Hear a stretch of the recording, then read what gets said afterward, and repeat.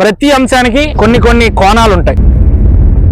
పెద్ద ఎత్తున చర్చనీయాంశంగా మారిన మంచు ఫ్యామిలీ కాన్సెప్ట్ ఏమీ లేనట్టుగా నేను కూడా ఆ అంశాన్ని ఇక్కడ నొక్కి ఒక్కాడించాలనుకుంటున్నాను. సో ఇద్దరు కొట్టుకున్నారు. ఎందుకు కొట్టుకున్నారు అంటే, అందరికీ నమస్కారం. నా విజన్ లో నేను ఏ విధంగా చూస్తున్నాను ఈ పాయింట్ అనే కాన్సెప్ట్ తోనే మై విజన్ అనే ఛానల్ మీ ముందుకు తీసుకురావడం జరిగింది. సో మరి నా వెర్షన్ లో రాష్ట్రంలో కావచ్చు, దేశంలో కావచ్చు జరుగుతున్న కొన్ని అంశాలని నా దృష్టి కోణంలో నేను మీ ముందుంచే ప్రయత్నం చేస్తా ఉన్నాను. ఆ ప్రయత్నంలో భాగంగా ఏమన్నా తప్పులు జరుగుతుంటే పెద్ద మనసు చేసుకుని క్షమిస్తారని ఆశిస్తూ నేను చేసే ఈ వీడియోలు మీ అందరికీ కూడా ఖచ్చితంగా నచ్చుతాయి అన్న కాన్సెప్ట్ తో నేను ముందుకి సాగుతా ఉన్నా. మరి ఈ ప్రయాణంలో మీ వంతు సాయంగా నేనేం మీ దగ్గర నుంచి ఆస్తులు రాయమనో లేదా డబ్బులు ఇమ్మనో నేను ఏ రోజు అడగను. సో ఖచ్చితంగా మీరు నాకు ఏదైనా సపోర్ట్ చేయాలి అనుకుంటే కిందన్న సబ్స్క్రైబ్ బటన్ ని గట్టిగా నొక్కుతారని ఆశిస్తూ మనం ముందుకెళ్దాం. సమాజంలో ఎన్నో అంశాలు ఉంటాయి. ప్రతి అంశానికి కొన్ని కోణాలు ఉంటాయి. అలాగే వ్యక్తుల పరంగా చూసుకుంటే ఒక్కొక్క వ్యక్తికి ఒక్కొక్క వెర్షన్ ఉంటుంది. ఈ రోజు మనం మాట్లాడుకోబోయే టాపిక్ అండ్ వెర్షన్ వచ్చి పెద్ద ఎత్తున చర్చనీయాంశంగా మారిన మంచు ఫ్యామిలీ కాన్సెప్ట్. సమాజంలో ఇంకేం కాన్సెప్ట్లు లేవా, ఏమీ లేనట్టుగా ఎవరో ఇళ్లలో ఏదో జరిగిందని చెప్పి దాన్నే మా ముందు తీసుకొస్తున్నావా అని మీరు అనుకోవచ్చు. కానీ నేను కూడా ఆ అంశాన్ని ఇక్కడ నొక్కి ఒక్కాడించాలనుకుంటున్నాను. ఈరోజు ప్రతి ఒక్కరి నోట ఎక్కడ విన్నా సరే మోహన్ బాబు గారు మనోజ్ గారిని కొట్టారంట, మనోజ్ గారు మోహన్ బాబు గారిని కొట్టుకున్నారంట. సో ఇద్దరు కొట్టుకున్నారు. ఎందుకు కొట్టుకున్నారు అంటే ఆస్తుల తగాదా అంట. ఆస్తుల పంపకాలు జరిగినాయి. స్కూళ్ల పంపకాల విషయంలో మనోజ్ గారు అసంతృప్తికి లోనయి ఏంటి అని అడిగితే అక్కడ మోహన్ బాబు గారు కొట్టినట్టుగా తిరిగి మనోజ్ గారు గొడవ పడినట్టుగా ఇది చిత్రీకరణ జరుగుతా ఉంది. ప్రతి ఒక్కరి నోట వినిపిస్తా ఉంది. నేను ఒకటే చెప్పాలనుకుంటా ఉన్నా, ఈ ఆస్తుల తగాదాలు అనే కాన్సెప్ట్ మీ ఇంట్లో జరగలేదా, లేదా మా ఇంట్లో జరగలేదంటారా, లేదా మీ పక్కింట్లో జరగలేదా, లేదా మీ ఇంట్లో జరగలేదా? ఇది ఏమన్నా కొత్త విషయమా? దాన్ని పెద్ద ఎత్తున చర్చించుకుని మన టైం అంతా వేస్ట్ చేసుకుని దీని గురించే గంటలు చర్చించుకోవాల్సినంత అవసరం ఉందంటారా? ఖచ్చితంగా లేదు. అది మీకు కూడా తెలుసు.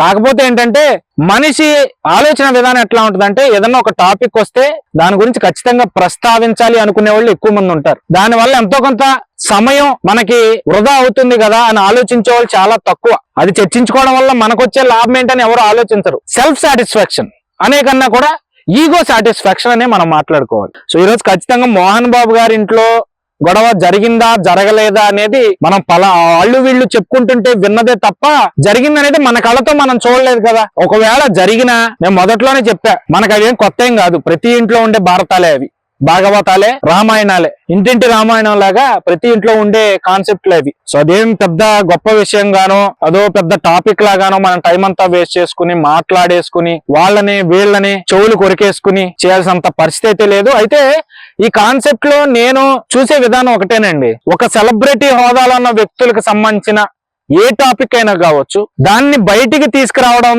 ద్వారా ఈ రోజు నాకు వ్యూస్ రావచ్చు, లేదంటే వాళ్ళకి టీఆర్పీ రేటింగ్ పెరగవచ్చు, తద్వారా వ్యూవర్స్ పెరిగి ఆదాయాన్ని ఆర్జించవచ్చు. నువ్వు సంతృప్తి పడుతున్నావేమో, లేదంటే నీ ఈగో సాటిస్ఫై అవుతుందేమో, లేదంటే వాళ్ళని ఉపయోగించుకుని ₹1 సంపాదించుకుంటున్నావేమో. కానీ నువ్వు చేసే పని వల్ల అవతలి వాళ్ళు ఎంత ఇబ్బంది పడుతున్నారు, ఎంత అసహనానికి లోనవుతున్నారు, నీ వల్ల వాళ్ళకి ఎంత నష్టం కలుగుతుంది అనేది ఏ రోజన్నా ఆలోచించావా? అది మనం ఆలోచించం. అది మన మనుషుల తీరే అంత. బట్ కొన్ని సందర్భాల్లో ప్రతి టాపిక్ గురించి స్పందించాలి అని అనుకోవడం కూడా మన మూర్ఖత్వమే. ఈ రోజు చాలా మంది చెప్తా ఉంటారు మౌనమే అర్ధాంగీకారం అని. అంటే మాట్లాడలేదు కదా అని చెప్పి అదే నిజం అనుకుంటే ఎట్లా? ఈ రోజు మోహన్ బాబు గారి ఇంట్లో గొడవ జరిగింది, వాళ్ళు బయటకు వచ్చి మాట్లాడలేదంటే నిజంగా వాళ్ళు కొట్టుకున్నట్టేనా, లేదా నిజంగా గొడవ పడినట్టేనా? ఈ రోజు ఒక స్థాయిలో ఉన్న వ్యక్తులు ఎవరైనా ఎలా ఆలోచిస్తారంటేనండి, ప్రతి దానికి స్పందించాల్సిన అవసరం నాకు లేదు. మాట్లాడుకునేవాడు మాట్లాడుకుంటాడు, వాక్కునేవాడు వాక్కుంటాడు, చేసుకునేవాడు చేసుకుంటాడు.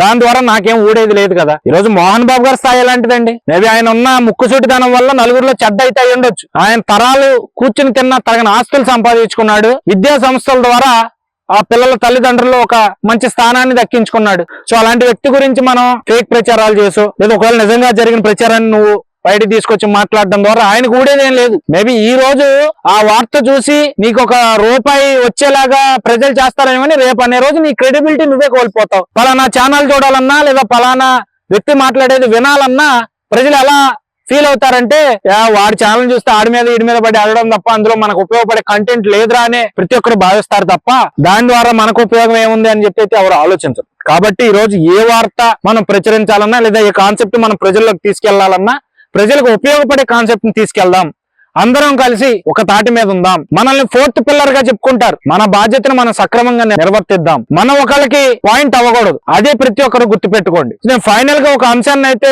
చెప్పి ముగించాలనుకుంటున్నా. సో ఇంత చెప్పావు, నిజంగా గొడవ జరిగిందా లేదా అని ఇప్పటికీ ఆలోచించేవాడు కూడా ఉంటాడండి. ఇప్పుడు ఈ వీడియో చూసేవాళ్ళు, అది వాళ్ళ ఇంట్లో గొడవ జరిగితే నీకేంటి, జరగకపోతే నీకేంటి, నాకు అర్థం కాదు. నీకు సాటిస్ఫై అవ్వట్లేదు అంతేగా. నీకోసం నేను ఒక సలహా అయితే ఇవ్వగలను. దేశంలో లేదా ఈ వీడియో చూస్తున్న వాళ్ళు రాష్ట్రంలో ఉండుంటే, తెలంగాణలోనో ఆంధ్రాలో ఉండుంటే, మోహన్ బాబు గారు ఇల్లు ఎక్కడో గూగుల్లో సెర్చ్ చేసుకోండి. లేదంటే ఎవరైనా అడిగి తెలుసుకుని వాళ్ళ ఇంటికి వెళ్ళండి. అక్కడ కింద వాచ్మెన్ ఉంటాడుగా, ఆయన బతిమాలకున్నో బాబాలకున్నో, లేదు మీ ఇన్ఫ్లుయెన్సెస్ ఉపయోగించుకుని మోహన్ బాబు గారు అపాయింట్మెంట్ తీసుకోండి. వెళ్ళి గొడవ జరిగిందా లేదా అని ఆయన్నే డైరెక్ట్ గా అడగండి. అంతేగాని అంటా అని నాలాంటి వాడి నోటి నుంచి ఎందుకు ఇలాంటి పనికిమాలిన టాపిక్లు వింటాం? మీకు ఈగో సాటిస్ఫై అవునప్పుడు, మీకు ఆ కాన్సెప్ట్ మీదే ఆత్రం ఉన్నప్పుడు మీరే స్వయంగా తెలుసుకోండి. మీ కళ్ళతో మీ చెవులతో మీరే స్వయంగా వినండి, చూడండి. అది మానేసి ఎవడో వచ్చి ఒక వీడియో చేస్తాడు, ఆ వీడియోలో అక్కడ జరిగింది చెప్తాడు, లేదా ఒక తమ్నైల్ పెట్టంగానే ఆ తమ్నైల్ ని బట్టి వీడియో ఓపెన్ చేద్దాం అనే కాన్సెప్ట్ ని విడిచేసి మనకు ఉపయోగపడే అంశాల మీద మీరందరూ దృష్టి సారిస్తారని చెప్పి అయితే నేను ఈ సందర్భంగా ఆశిస్తా ఉన్నా. సో మరి ఈ వీడియో ఇక్కడ వరకు చూశారు అంటే ఖచ్చితంగా మీకు ఎంతో కొంత నచ్చే ఉంటుందని నేను భావిస్తా ఉన్నా. సో ఇంకా మీకు ఎలాంటి టాపిక్ మీద మీకు వీడియోస్ కావాలో కింద ఉన్న కామెంట్ బాక్స్ లో తెలియజేస్తారని భావిస్తా ఉన్నా. సో మరిన్ని వీడియోస్ కోసం నన్ను ప్రోత్సహించడానికి మా ఛానల్ సబ్స్క్రైబ్ చేయండి.